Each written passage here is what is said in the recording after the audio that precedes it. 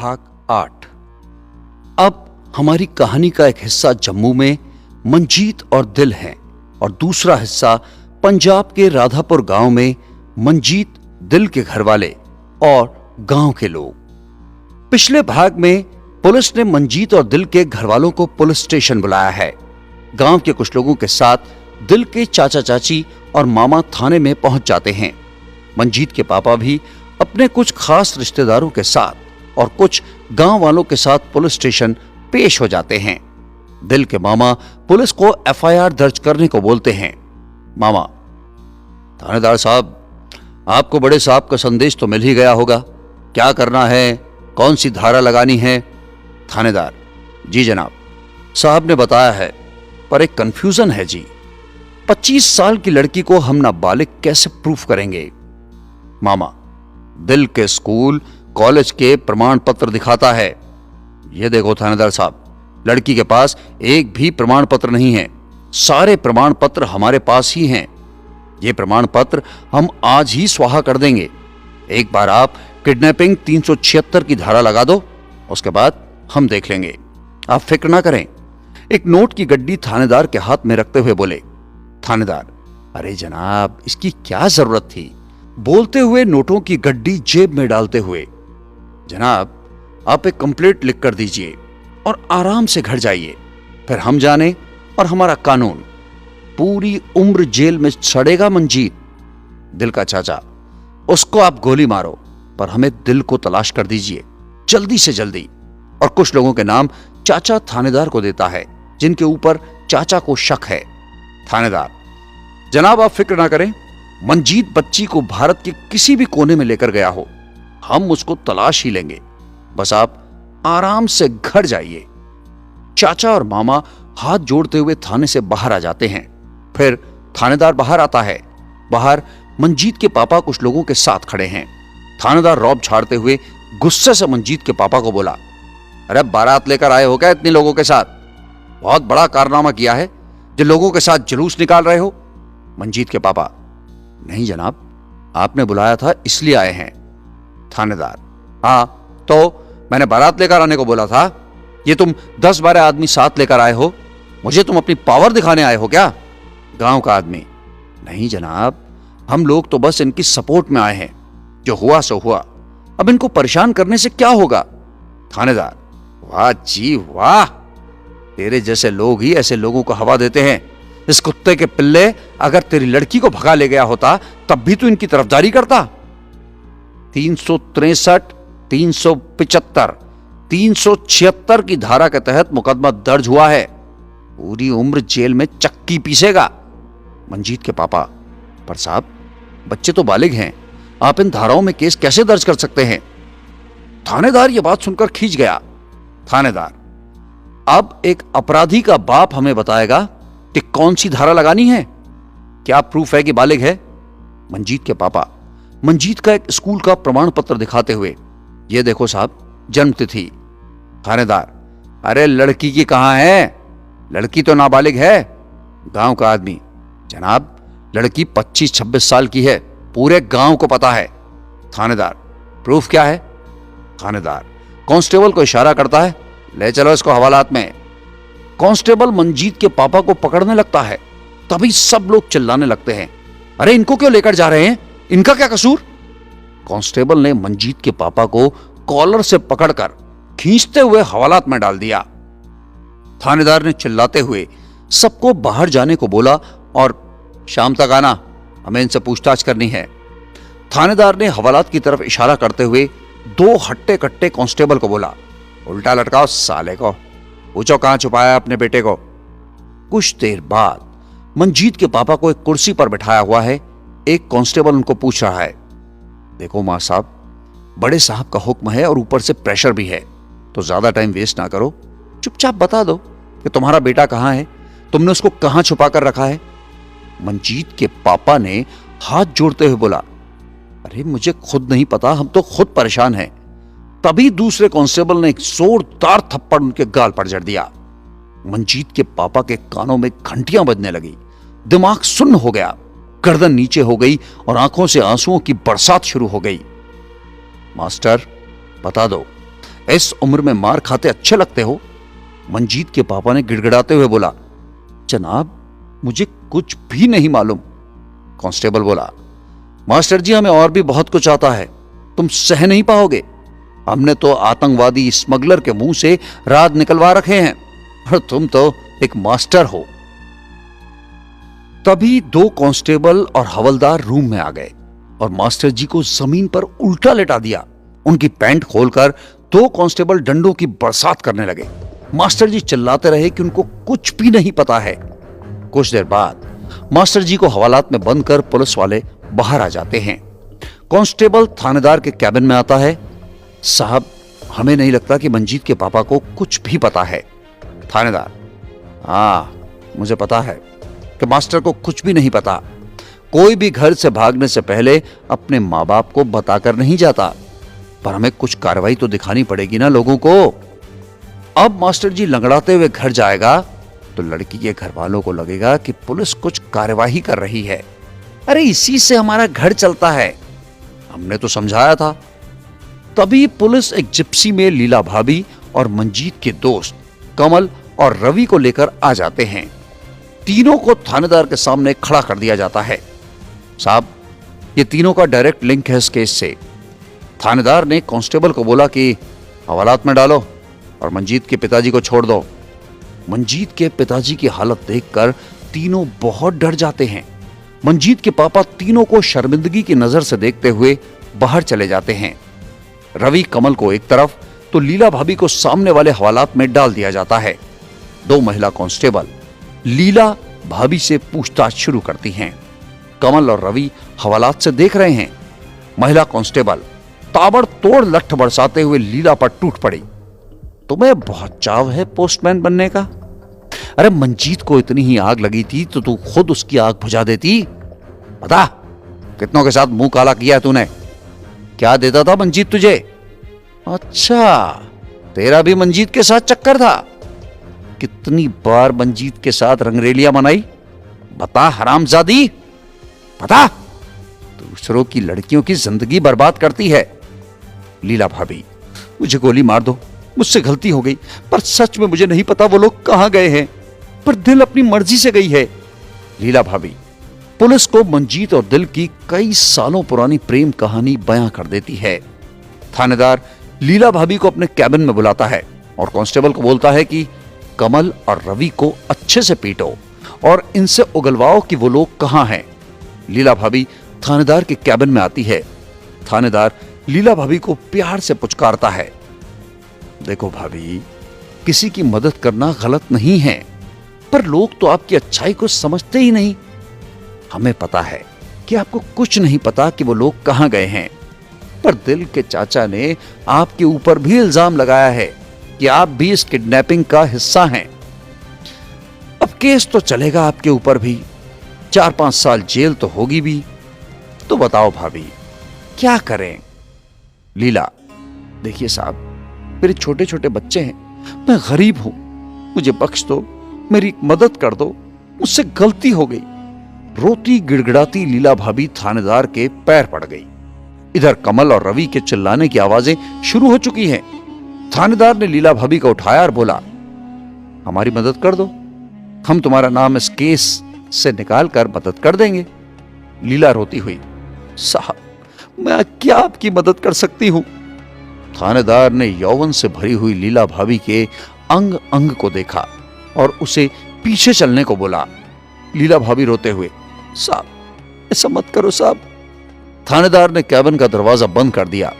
तुमने ही बोला ना कि तुम्हारे छोटे छोटे बच्चे हैं, तुम्हारे जेल जाने के बाद गली मोहल्ले में भीख मांगते फिरेंगे।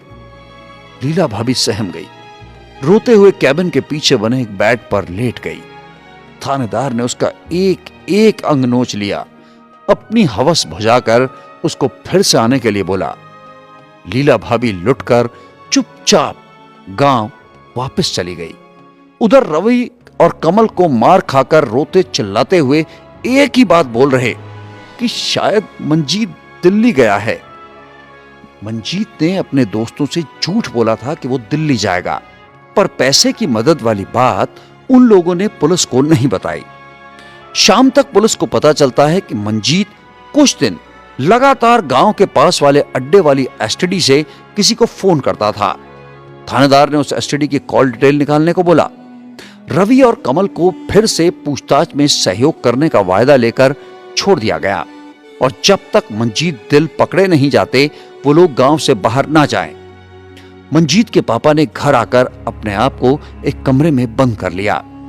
लीला भाभी, कमल और रवि की पिटाई की खबर भी पूरे गांव में स्वाद मसाला लगाकर लोग एक दूसरे को सुना रहे हैं। और उधर जम्मू में मंजीत और दिल की पहली रात नींद की गोली खाकर गुजारी गई। सुबह मंजीत चाय बनाकर दिल को जगाता है। दिल बोलती है, मंजीत, मुझे घर वालों की बहुत चिंता हो रही है। गांव में क्या हो रहा होगा? मुझे रात को बहुत बुरे बुरे सपने आए हैं। मंजीत ने चाय देते हुए बोला, अब कुछ महीनों तक इसकी आदत डाल लो। दिमाग के कोने में यह डर हर दिन रहेगा। तभी मनोज आ जाता है। मंजीत को मजाकिया अंदाज में पूछता है, कैसी रही सुहाग रात? दिल शर्म से लाल हो गई। मनोज बोलता, चलो घर के लिए कुछ जरूरी सामान ले आते हैं। सब लोग पास वाली मार्केट में जाते हैं, घर का कुछ जरूरी सामान खरीदते हैं।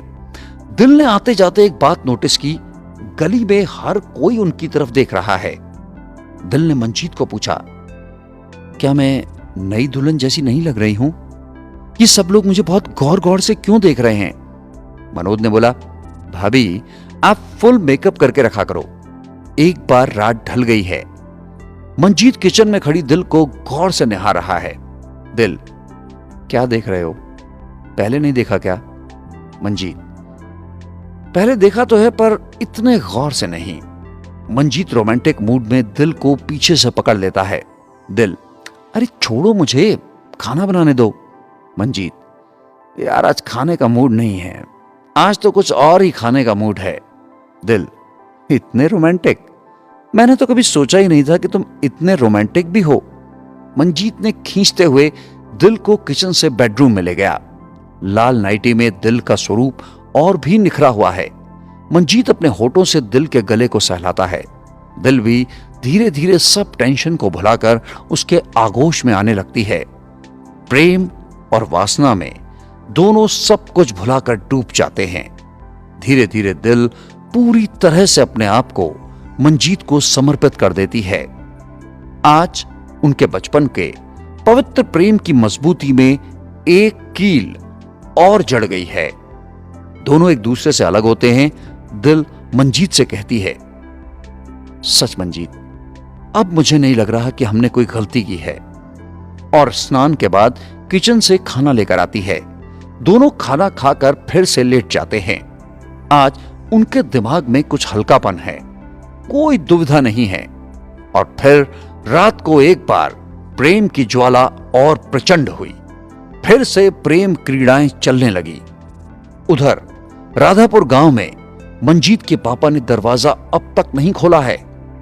लीला की जिंदगी भी अब पहले जैसी नहीं रही। कमल और रवि भी घर वालों से गालियां खा रहे हैं। भाग 9। राधापुर गांव में एक और रात कुछ लोगों ने मखौल उड़ाकर मंजीत दिल की कहानियां सुनाकर और मंजीत के पापा की पिटाई का किस्सा सुनाकर निकाली। तो वहीं पर मंजीत और दिल के माता पिता के लिए यह रात मायूसी, बदनामी और पीड़ा से भरपूर थी। सुबह मंजीत के पापा अपना दरवाजा नहीं खोल रहे। उनकी मां और उनके रिश्तेदार बार बार दरवाजे को ठोक रहे हैं। मंजीत के पापा को आवाज लगा रहे हैं, पर मंजीत के पापा कोई भी प्रतिक्रिया नहीं दे रहे। सबको किसी अनहोनी का एहसास हो रहा है। मंजीत की मां रो रो कर मंजीत के पापा को आवाज लगा रही है, देखो देखो, आपको मेरी कसम दरवाजा खोल दो। फिर कुछ लोग दरवाजा तोड़ने की कोशिश करने लगते हैं। तभी मंजीत के पापा आवाज देते हैं, रुको, आता हूं। उनकी आवाज सुनकर सबको चैन आया। मंजीत के पापा बाहर आए और बोले, आज से हमारा मंजीत से कोई रिश्ता नहीं। मेरी परवरिश में ही कोई कमी थी या प्यार में कहीं कसर बाकी रह गई थी जो उसने ऐसा नमक हराम काम किया। पुलिस की पिटाई के जख्म दिखाते हुए बोले, ये जख्म मेरे शरीर पर नहीं दिया, पुलिस वालों ने ये मेरी रूह और मेरी इज्जत पर जख्म दिया है। शरीर के जख्म तो चले जाएंगे, पर मेरी इज्जत पर लगा जख्म मेरी मौत के बाद भी नहीं जाएगा।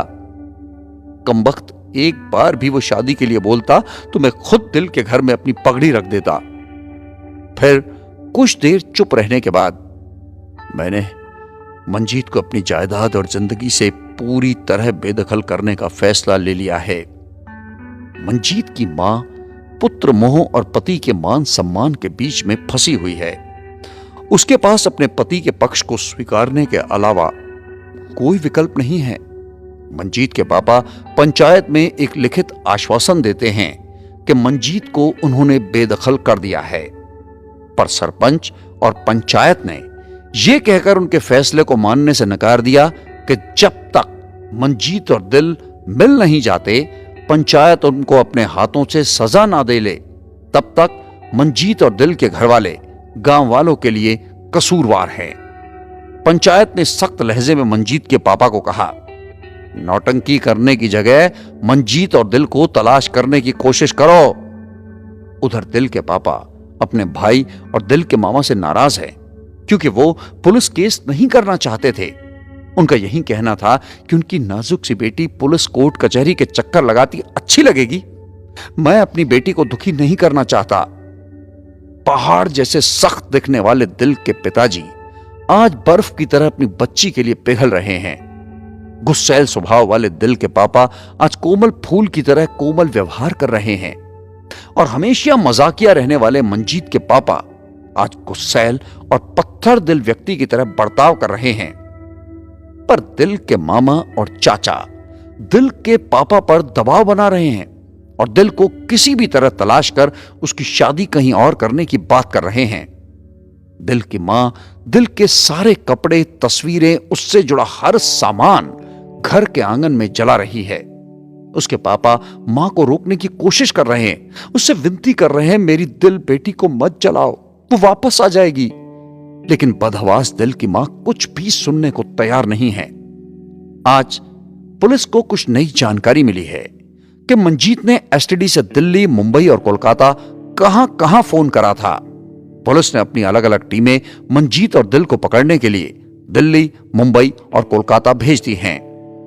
उधर जम्मू में दिल और मंजीत एक नए डर और संघर्ष के साथ अपने दिन की शुरुआत करते हैं। कुछ आसपास की औरतें दिल के साथ जान पहचान बढ़ाना शुरू करती हैं। मंजीत दिल को चेतावनी देता है कि मोहल्ले की औरतों से ज्यादा वार्तालाप ना करे। मोहल्ले की औरतें दिल से उसकी शादी और उसके घर परिवार के बारे में पूछती हैं। दिल बहुत नपातुला जवाब उनको देती है। धीरे धीरे आसपास के लोग मंजीत की नौकरी और काम धंधे के बारे में पूछने लगते हैं। मंजीत और दिल को खाना और दूसरी जरूरतें पूरी करने के लिए कोई ना कोई काम धंधा तो करना ही पड़ेगा। अब मंजीत बचे हुए पैसों से हर दिन का खर्चा चला रहा है। धीरे धीरे पैसे खत्म हो रहे हैं। मंजीत नौकरी की तलाश में लग जाता है, पर नए शहर में उसको नौकरी मिलना इतना आसान नहीं है।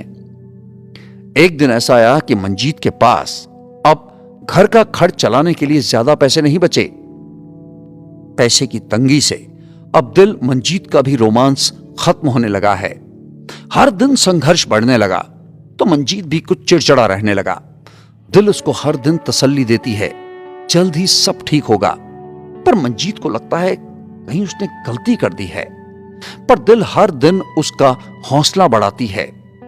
उधर पुलिस की टीम को दिल्ली, कोलकाता और मुंबई से कुछ भी खबर नहीं मिलती। पुलिस को पता चल गया है कि मंजीत ने जानबूझकर बेवकूफ बनाया है। अब पुलिस ने मंजीत के हर रिश्तेदार के घर दबिश देना शुरू कर दिया है और हर रिश्तेदार को किसी न किसी वजह से तंग करने लगे। दिल के मामा और चाचा और गांव वाले भी अपने अपने तौर पर दिल और मंजीत की तलाश कर रहे हैं, लेकिन किसी के हाथ कोई सफलता हाथ नहीं लगी। पैसे की तंगी झेल रहे मंजीत के लिए नई समस्या खड़ी हो जाती है और एक दिन दिल बेहोश हो जाती है। मंजीत उसको पास के अस्पताल में ले जाता है। यहां डॉक्टर उसको अस्पताल में कुछ दिन एडमिट करने को बोलते हैं। आखिर अस्पताल में बचा खुचा पैसा भी खत्म हो जाता है। एक हफ्ते के इलाज के बाद डॉक्टर दिल को अस्पताल से डिस्चार्ज कर देते हैं। घर में राशन पानी की भी समस्या खड़ी हो गई है। कई दिनों तक एक ही वक्त का खाना नसीब होता है। फिर एक दिन दिल अपने कानों के झुमके उतार कर मंजीत को देती है। सोने के झुमके बेचकर घर के लिए राशन का इंतजाम करने को बोलती है। मंजीत दिल को झुमके कानों में डालने को बोलता है। दिल उसे बोलती है कि वो उसे उदास नहीं देख सकती, उसकी बीमारी की वजह से पैसे खत्म हुए हैं। मंजीत उसे बोलता कि अब वो उसकी जिम्मेदारी है। मंजीत अपने बैग से एक सोने का कड़ा निकालता है। ये कड़ा उसकी मां ने उसे 4 साल पहले उसके जन्मदिन पर दिया था। मंजीत उस कड़े को बेचने चला जाता है, पर दुकान वाला कड़ा चोरी का हो सकता है, इसलिए मंजीत से बिल की मांग करता है। मंजीत दुकानदार को पूरी बात बताता है। फिर बहुत ना नुकर के बाद दुकानदार उसको बोलता है कि बिल ना होने की वजह से उसे पूरा भाव यानी 4,900 रुपए तोला नहीं मिल पाएगा। 3 तोले सोने का उसका सिर्फ 12,000 ही मिलेगा। मंजीत ने मंजूर कर लिया। पैसे से उसने 2 महीने का राशन और कमरे का किराया चुकता किया। कुछ पैसे अपने लिए बचा कर रखे और फिर कुछ दिन बाद मंजीत की नौकरी एक मेडिसिन फर्म में सेल्समैन के तौर पर लग जाती है। अब लग रहा है कि उनकी जिंदगी में आर्थिक तंगी दूर हो जाएगी। उधर 2 महीने बीत जाने के बाद भी पुलिस के हाथ खाली हैं। पुलिस रुक रुक कर मंजीत के घर वालों और दोस्तों को तंग करती रहती है। दिल के मामा थानेदार को घूस दे देकर कार्रवाई तेज करने को बोलते रहते हैं। और फिर एक दिन मंजीत नौकरी पर गया हुआ था। कमरे के पास वाली मार्केट में दिल कुछ जरूरी सामान के लिए गई थी। वहां उसको पंजाब पुलिस आती दिखाई दी। पंजाब पुलिस को वहां देखकर दिल डर जाती है। वो एसटीडी जाकर मंजीत के ऑफिस फोन करती है। मंजीत को पुलिस के बारे में बताती है। मंजीत उसको कमरे में जाने के लिए मना करता है। मैं 30-40 मिनट में आता हूं और दिल को मार्केट में ही रुकने को बोलता है।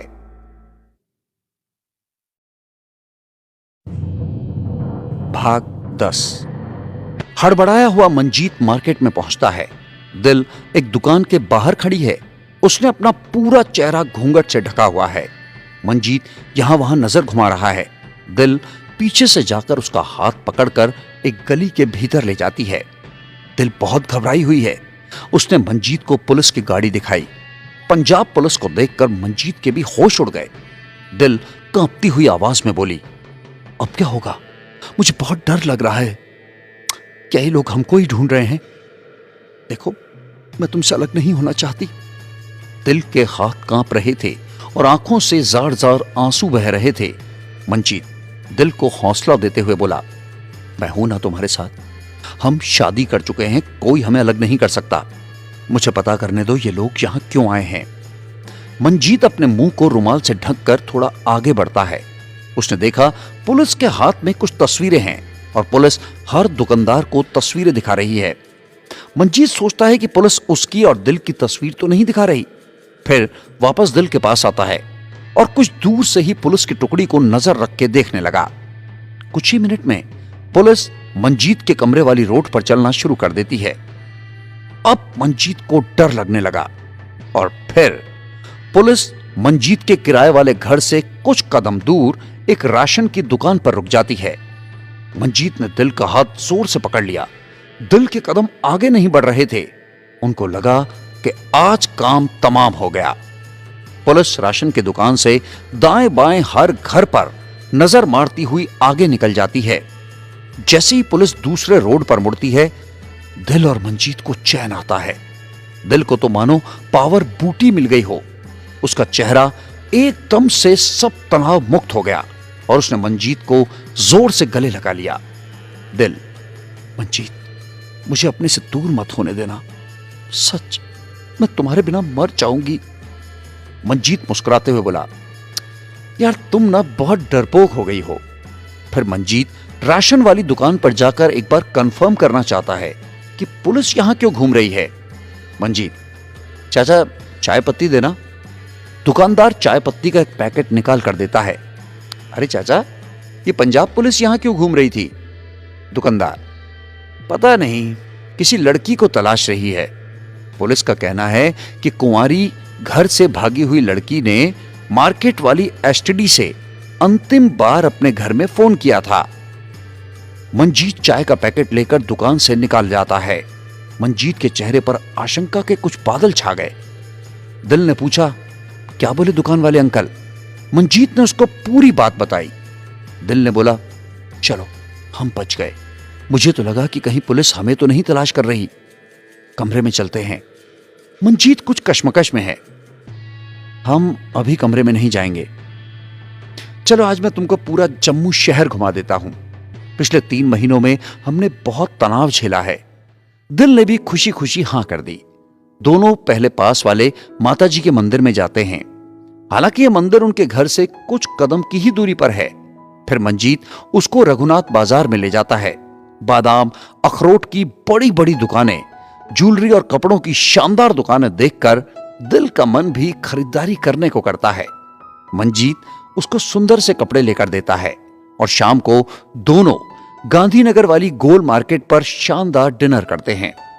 ये दोनों का एक साथ पहली शॉपिंग और पहला डिनर था।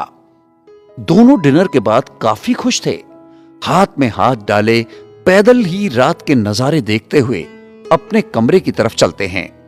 मंजीत ने दिल को बोला, दिल, अभी शादी करे हुए हमें 3 महीने ही हुए हैं। अभी भी हम लोग किसी को संपर्क करने की गलती नहीं कर सकते। हमें अभी कुछ और वक्त चाहिए होगा।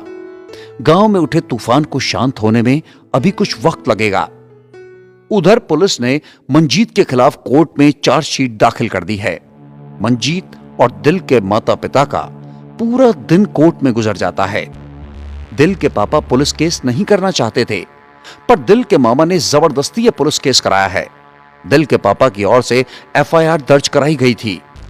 मामा ने सख्त लहजे में दिल के पापा को चेतावनी दी है कि अगर उन्होंने पुलिस केस वापस लेने की कोशिश की तो वो उनसे सब रिश्ते नाते तोड़ देगा। दिल के मामा की समाज और रिश्तेदारी में बहुत इज्जत और मान है, इसीलिए उनकी बात कोई नहीं टाल सकता। मजबूरी में दिल के पापा पूरे दिन कोर्ट की कार्रवाई में शामिल रहे। गांव के कुछ लोग मंजीत के पापा के साथ थे और कुछ लोग दिल के पापा के साथ। गांव में एक साथ रहने वाले लोग जग दिखाई के लिए कोर्ट में एक दूसरे के दुर्विरोधी बनकर खड़े थे। लेकिन शाम को गांव के अहाते पर पहुंचते ही सब लोग फिर से एक साथ बैठकर अपने अपने अनुभव के हिसाब से केस के बारे में अपने विचार व्यक्त करने लगे। दिल के घर वालों की तरफ से कुछ लोग अपने अपने विचार प्रकट कर रहे थे। पहला आदमी, देखो भाई, मंजीत के साथ हो तो गलत रहा है। बिट्टू, दिल का मामा, बहुत पैसे वाला है, वो मंजीत को पूरी उम्र जेल में साड़ देगा। मैं तो भगवान से यही प्रार्थना करता हूं कि तुम्हारा मंजीत पुलिस के कब्जे में ना आए। तभी दूसरा आदमी दारू का एक पैक मारकर बोला, भाई ये बात गलत है। तू हमारी तरफ है कि मंजीत के घर वालों की तरफ? तू दारू हमारी पी रहा है और पक्ष मंजीत का रख रहा है। अबे अगर दिल तुम्हारी बेटी होती तो? पहला आदमी, मेरा मुंह मत खुलवाओ। 5 साल पहले तुमने मुझे मंजीत और दिल के चक्कर के बारे में बताया था। अरे तुम्हें इतनी चिंता थी तो उसी वक्त दिल के घर वालों को क्यों नहीं बताया? तू उसके भागने का इंतजार कर रहा था। दूसरा आदमी, तो हाँ मुझे पता था, पर मुझे यह थोड़ी ना पता था कि लड़की भाग जाएगी। तभी मंजीत के पक्ष वालों की तरफ से तीसरा आदमी, देखो भाई, क्यों फालतू की बहस कर रहे हो? दारू एंजॉय करो। 100 बात की एक बात बताता हूं, सब कसूर मास्टर जी का। मास्टर जी को घमंड बहुत था अपने आप पर। गली नुक्कड़ में बैठे हर बंदे को आते जाते रास्ते में पाठ पढ़ाता था। अरे खुद के बच्चों को क्या सिखाया?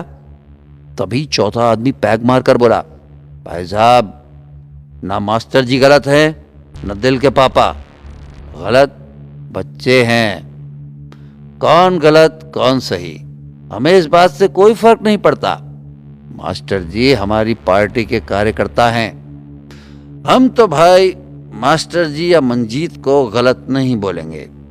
मुझे तो सब झमेले की जड़ वो लड़की लगती है। उधर जम्मू की खुली सड़कों पर दिल मंजीत हाथ में हाथ डाले रोमांस के मूड में अपने कमरे में पहुंचते हैं। दिल एक एक करके सारे नए सूट पहनकर मंजीत को दिखाती है। बताओ ना मंजीत, मैं कैसी लग रही हूं? ये लाल वाला सूट कैसे जच रहा है मुझ पर? अरे यार, तुम पर तो हर रंग जचता है।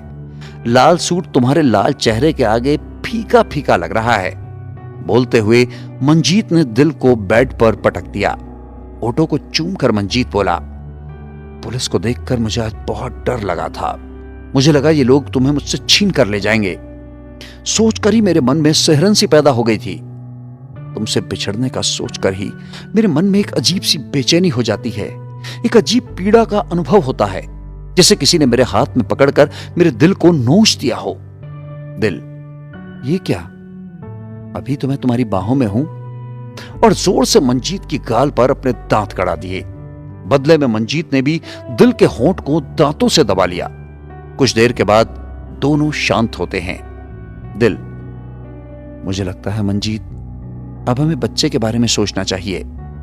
मंजीत हैरानगी भरी नजरों से दिल को देखता हुआ, क्या कहा? बच्चा? बच्चा भी करना पड़ेगा? मैंने तो कभी सोचा ही नहीं। लेकिन मुझे लगता है अभी हमें इस बारे में नहीं सोचना चाहिए। एक बार सब हालात ठीक हो जाएं, तब इसके बारे में सोचेंगे।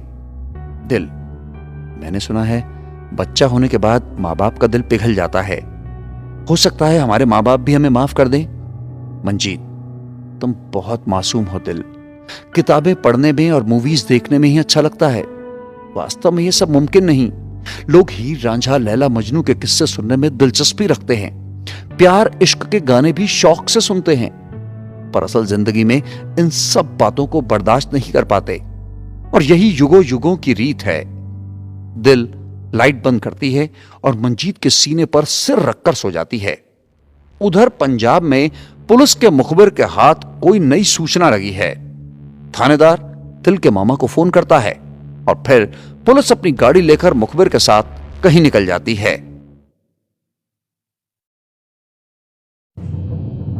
भाग 11। पुलिस के मुखबिर को जॉनी, मंजीत के दोस्त, जिसने मंजीत को 20,000 रुपए दिए थे, की खबर मिल जाती है।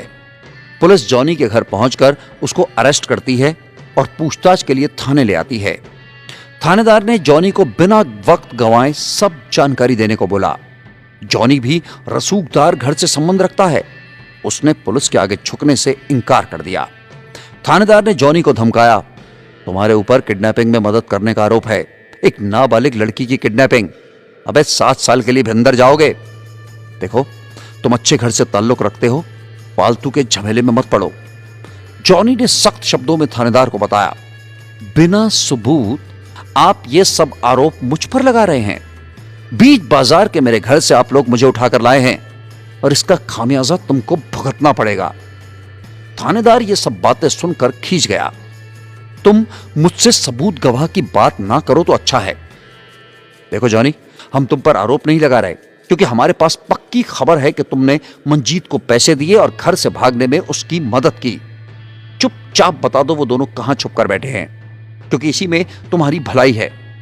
तुम्हारे पिता इज्जतदार आदमी है, इसलिए अब तक तुमसे नरमी से बात कर रहा हूं। जॉनी ने कहा, थानेदार जी, हां, मैंने अपने दोस्त मंजीत को पैसे दिए थे। पैसे देना या किसी की मदद करना क्या गलत बात है? और मैंने भागने में किसी की मदद नहीं की और ना मुझे इसके बारे में कुछ पता है। अगर किसी की आर्थिक मदद करना गुनाह है तो ठीक है, मुझ पर केस दर्ज कर दीजिए। तभी बाहर खड़े दिल के मामा गुस्से में बोले, क्या थानेदार साहब, ऐसे पूछताछ होती है? अरे उल्टा लटकाओ इसको। अभी पैसे की बात मानी है, 2-4 डंडे पड़ेंगे तो कहां छुपा कर रखा है वो भी बता देगा।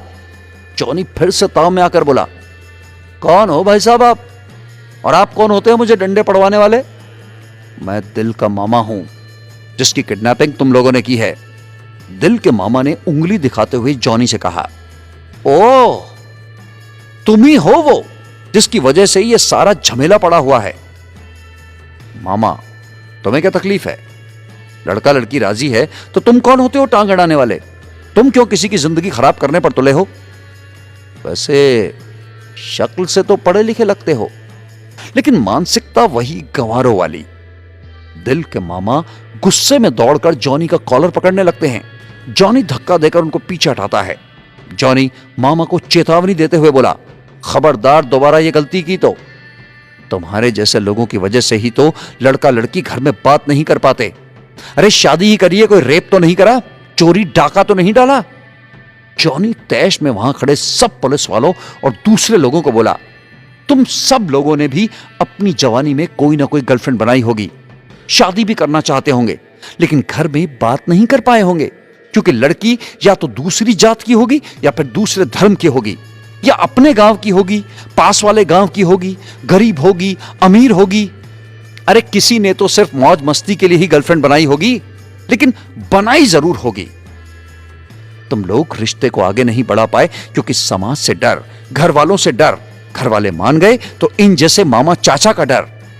लव मैरिज कानून में भी गुनाह नहीं है, पर यह संगीन जुर्म जैसी लगती है क्योंकि आप लोगों ने माहौल ऐसा बना रखा है। लव हो या अरेंज मैरिज, शादी शादी है।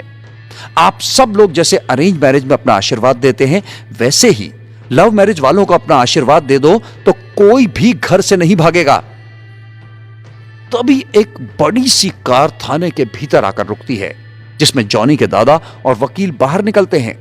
वकील ने थानेदार के हाथ में कुछ कागजात थमाए और बोले, आप जॉनी पर बिना सबूत के आरोप नहीं लगा सकते। तभी थानेदार को एक फोन आता है। Yes sir. जी साहब, जी साहब। बताया नहीं उसने? कोई बात नहीं, माफी चाहूंगा साहब। फोन काटकर थानेदार ने बोला, वकील साहब आप जॉनी को ले जा सकते हैं, और हां, इन कागजातों की भी जरूरत नहीं। दिल का मामा, अरे थानेदार साहब ऐसा कैसे? अरे ढंग से पूछताछ करो ना। 3 महीने बाद आपके पास कोई पुख्ता खबर मिली थी, उसको भी आप ऐसा कैसे छोड़ सकते हैं? पटवारी साहब समझने की कोशिश करो, हम देख रहे हैं, आप चिंता मत करो। अरे मंत्री साहब का फोन था, उनको ना कैसे कर सकते हैं? जॉनी वहां से निकलने लगा और मामा को बोला, मुझे सच में नहीं पता वो लोग कहां हैं, और अगर मुझे पता भी होता तो भी मैं आपको नहीं बताता। अभी भी वक्त है मामा जी, ये केस वापस ले लो और लड़का लड़की को अपना आशीर्वाद दो। ये कहकर जॉनी वहां से निकल गया। मामा गुस्से से लाल पीला हुआ थानेदार पर भड़क गया। आज उनको भागे हुए पूरे 111 दिन हो चुके हैं, और ये 111 दिन मुझे सुई की तरह रोज चुभते हैं। इन 111 दिनों में मैंने आपको 3 लाख से ज्यादा पैसे दे दिए हैं, और आपने क्या किया? बमुश्किल से एक लीड आपको मिली थी, आपने उसको भी आज जाने दिया। थानेदार दिल के मामा को समझाते हुए बोला, देखो बिट्टू जी, हमने अपनी तरफ से कोई कोर कसर नहीं छोड़ी। अब ये केस सिर्फ आपका नहीं है, ये मेरे लिए भी पर्सनल मैटर बन चुका है। ये मंजीत बहुत खास चीज है, इसने कोई सुराग नहीं छोड़ा है। मंजीत ने भी अपने खास दोस्तों को गुमराह ही किया है। आपको एक बात बोलूं, अगर बुरा ना मानो तो हम लोग कल के न्यूज़पेपर में मंजीत और दिल के गुमशुदा की खबर छपवा दें। दिल का मामा भड़कते हुए बोला, अरे पागल हो गए हो क्या थानेदार साहब? अभी तो 20-30 गांव में पता चला है, न्यूज़पेपर में खबर देकर क्या आप पूरे पंजाब को बताना चाहते हैं? थानेदार ने मुंह पर हाथ फेरते हुए बोला, जी नहीं, मैं पूरे भारत में बताऊंगा, हर राज्य के न्यूज़पेपर में उनकी फोटो छपवा दूंगा। देखो बिट्टू जी, काले छींटे दामन पर लगे या मुंह साफ करने में, अब थोड़े हाथ तो गंदे करने ही पड़ेंगे। आधी अधूरी सहमति के साथ जैसे आपकी मर्जी बोलकर मामा थाने से बाहर आ जाता है। अगले दिन न्यूज़पेपर में दिल और मंजीत के फोटो छपाए गए। साथ में खबर थी, मंजीत नाम के लड़के ने गांव की नाबालिग लड़की का अपहरण किया है। यह लड़का लड़की कहीं भी दिखाई दें तो फौरन पुलिस को दिए गए नंबर पर सूचित करें, उचित इनाम भी दिया जाएगा। अगली सुबह हर घर में दिल और मंजीत के चर्चे फिर से ताजा हो गए। आसपास के गांव के लोग अपने अपने कयास लगा रहे थे। कोई बोल रहा था, अभी 4 महीने होने वाले हैं, अब लड़की वाले क्या करेंगे इसको तलाश कर। कोई दिल की सुंदर तस्वीर देखकर, अरे यार लड़के के तो भाग खुल गए, इतनी सुंदर लड़की मिल गई। कोई बोल रहा, अबे यार, लड़का तो शरीफ लग रहा है पर लड़की तो चालू लग रही है। पुलिस को उम्मीद थी कि वो लोग जहां भी होंगे वहां से कोई ना कोई फोन जरूर करेगा। उधर जम्मू में मंजीत रोज की तरह अपनी नौकरी पर गया है। रेलवे स्टेशन के पास दोपहर को अपने एक साथी अमित के साथ मंजीत चाय की चुस्कियां ले रहा था।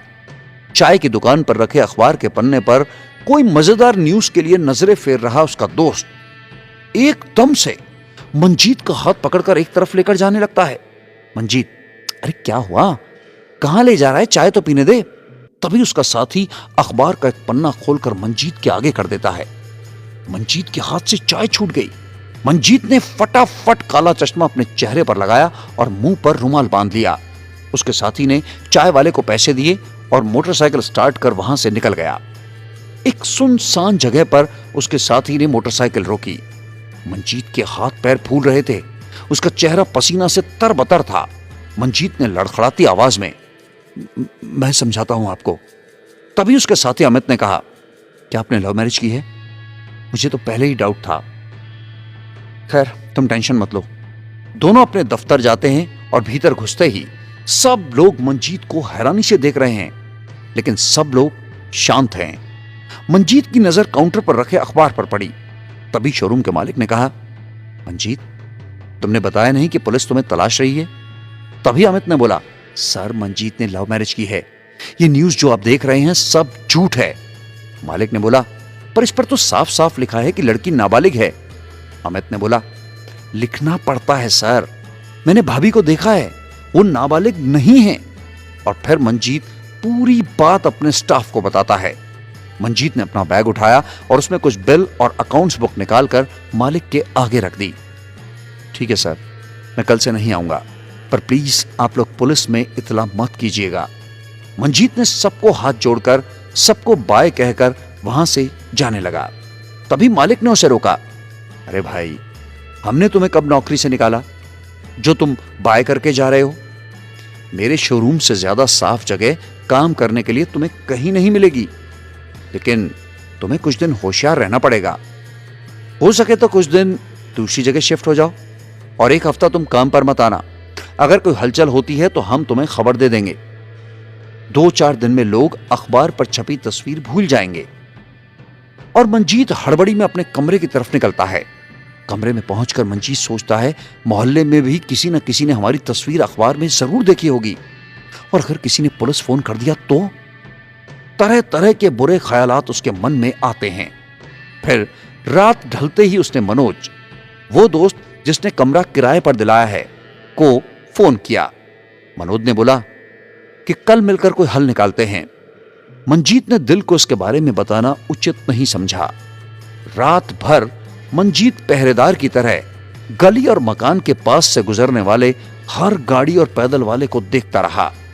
कोई गाड़ी आकर रुकती तो लगता कि पुलिस आ गई।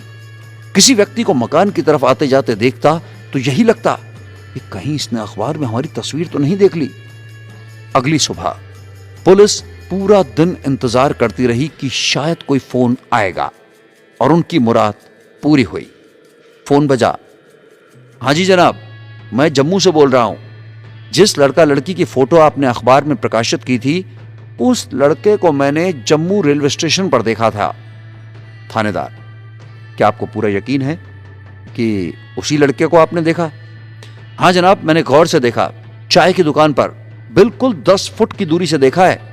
थानेदार, शुक्रिया जनाब, शुक्रिया। थानेदार खुशी से बिट्टू को फोन करता है। बिट्टू जी, आपकी भांजी की खबर मिल गई है। अखबार वाले टोटके ने अपना काम कर दिया। जम्मू में मंजीत को रेलवे स्टेशन पर देखा गया है। खबर बिल्कुल पक्की है। बिट्टू ने बोला, थानेदार साहब, ज्यादा खुश मत होइए। अखबार तो मंजीत ने भी पढ़ी होगी और खबर मिलते ही वो रेलवे स्टेशन से गाड़ी पकड़कर कहीं और भाग गया होगा। और जम्मू जैसे छोटे शहर में कौन पागल छुपेगा? कोई आपको उल्लू बना रहा है। थानेदार, बिट्टू जी, आप ना नेगेटिव बहुत जल्दी हो जाते हो। हम लोग दिल्ली, कोलकाता, मुंबई जैसे शहर के बारे में सोचते रहे, पर हमने जम्मू जैसे छोटे शहर का तो सोचा ही नहीं। यही तो मंजीत का प्लान था। आप थोड़ा पैसे का इंतजाम कर दीजिए, मैं अपने मुखबिरों से उसके ठिकाने की खबर निकलवाता हूं। आप लड़की को घर लाने के लिए बस तैयार रहिए। अब ठीक है थानेदार जी, देख लेते हैं, पैसा आपको भेज देता हूं, बोलकर बिट्टू ने फोन काट दिया। दिल के मामा के दिल में इस बार एक उम्मीद जगी है। उसी वक्त वो दिल के गांव जाता है, दिल की मां और बाप को पूरी खबर सुनाता है।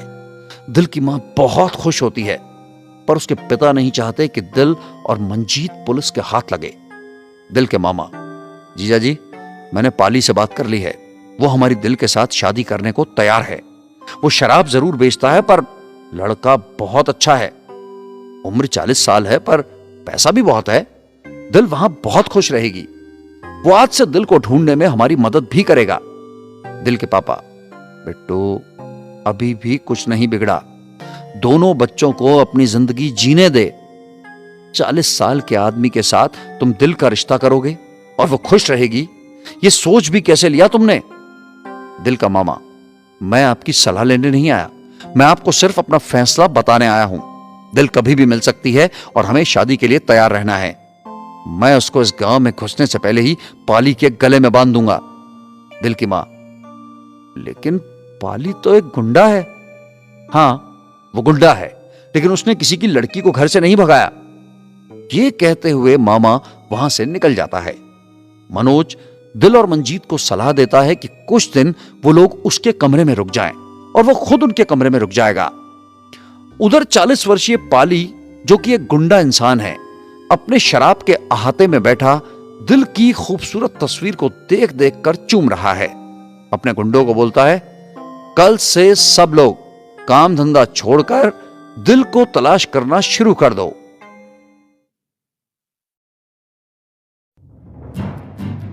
भाग 12। हमारी कहानी में अभी तक दिल और मंजीत के दुश्मन सिर्फ बिट्टू मामा, दिल के चाचा चाची और गांव की पंचायत थी। अब उसमें एक और नाम जुड़ गया है, खतरनाक गुंडे पाली का, जिसके साथ बिट्टू मामा ने दिल की शादी पक्की कर दी है। अगले दिन पंजाब पुलिस जम्मू में उस व्यक्ति से मिलने जाती है जिसने पुलिस को मंजीत की खबर दी है। जम्मू में पुलिस के मुखबिर गली गली दिल और मंजीत को तलाशना शुरू कर देते हैं। मंजीत दिल को लेकर मनोज के रूम में चला जाता है, जहां मनोज अपने मकान मालिक से मंजीत और दिल का परिचय अपने चचेरे भाई और भाभी के रूप में कराता है। मनोज अपने मकान मालिक को कहता है, ये लोग जम्मू घूमने आए हैं, 6-7 दिन यहीं रहेंगे, तब तक मैं अपने दूसरे क्लासमेट के रूम में रह लूंगा। मकान मालिक ने बिना कोई आपत्ति उनको रहने की इजाजत दे दी और प्लान के मुताबिक मनोज मंजीत वाले रूम में शिफ्ट हो गया। दोनों के रूम में मात्र 10 मील की ही दूरी है। दिल पूरी तरह से तनाव में है और एक क्षण के लिए भी वो मंजीत से पीछे नहीं हट रही और ना ही मंजीत को अपने से दूर जाने दे रही है। उधर पंजाब पुलिस और दिल का मामा चाय वाले के स्टॉल पर पहुंच जाते हैं। जिस व्यक्ति ने पुलिस को फोन किया था वो भी वहां आ जाता है। थानेदार मंजीत का फोटो दिखाते हुए, आपको पूरा यकीन है आपने इसको ही चाय पीते हुए देखा था? व्यक्ति ने पूरे विश्वास के साथ बोला, जनाब यही व्यक्ति था। इसके साथ एक और व्यक्ति था। हड़बड़ी में वो लोग अखबार पर फोटो देखने के बाद मोटरसाइकिल पर यहां से भाग गए। दोनों ने एक जैसा ड्रेस पहना था, शायद वो किसी प्राइवेट कंपनी की ड्रेस थी। थानेदार ने दिल के मामा को बोला, एक बात तो तय है कि मंजीत रेलवे स्टेशन ट्रेन पकड़ने नहीं आया था, वो अब भी जम्मू में ही है। थानेदार ने उस व्यक्ति को कुछ पैसे दिए और बोला, पुलिस को अब जैसे नागरिकों की सख्त जरूरत है। दिल का मामा निराशा के भाव से बोला, ये तो पता चल गया कि दिल और मंजीत जम्मू में थे, अब भी जम्मू में ही है, इसकी तो कोई गारंटी नहीं।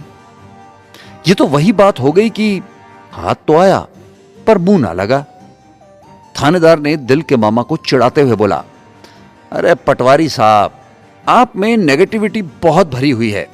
आप पटवारी की तरह सोच रहे हैं और हम पुलिस की तरह। जरा सोचो, पहले हम भूसे के ढेर में सुई ढूंढ रहे थे और अब हम एक कटोरी में सुई ढूंढ रहे हैं।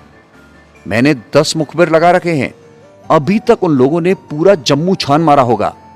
थोड़ा सब्र रखिए, 2 बजे तक हमें कुछ ना कुछ न्यूज मिल जाएगी। फिर कुछ वक्त बाद कुछ मुखबिर पंजाब पुलिस की गाड़ी के करीब आते हैं। एक मुखबिर, जय हिंद जनाब, आपके लिए एक सॉलिड खबर लाया हूं। जिस दिन मंजीत और दिल घर से भागे हैं, अगले 4-5 दिन जम्मू में जितने भी मंदिर और गुरुद्वारे में शादी हुई है, सबका डाटा हमने खंगाला और एक गुरुद्वारा प्रबंधक ने मंजीत की तस्वीर देखने के बाद हमें बताया कि मंजीत एक लड़की और कुछ लोगों के साथ यहां शादी के लिए आया था, पर गुरुद्वारा प्रबंधक ने शादी करवाने के लिए साफ साफ मना कर दिया था। दूसरा मुखबिर, साहब, फिर हमने आर्य समाज वाले मंदिरों का रिकॉर्ड खंगाला और अपने कुछ सोर्सेस को पैसा देकर हमने मंजीत और दिल की शादी का प्रमाण पत्र निकलवाया। और हाँ, ये कुछ तस्वीरें भी हैं। प्रमाण पत्र और शादी की तस्वीरें उसने थानेदार के हाथ में रख दी और जिन लोगों ने माता पिता का रोल निभाया था, वो लोग जम्मू कोर्ट के बाहर पैसे लेकर झूठी गवाही देने और लोगों की जमानत कराने का काम करते हैं। उनको पकड़ने से आपको कोई फायदा नहीं होगा। अभी मंजीत और दिल कहां रह रहे हैं, इसका अभी हमें पता नहीं चला, पर 1-2 दिन में आपको सटीक जानकारी दे देंगे। थानेदार ने 10,000 रुपए उनको दिए और शुक्रिया बोलकर उनको जाने के लिए बोला।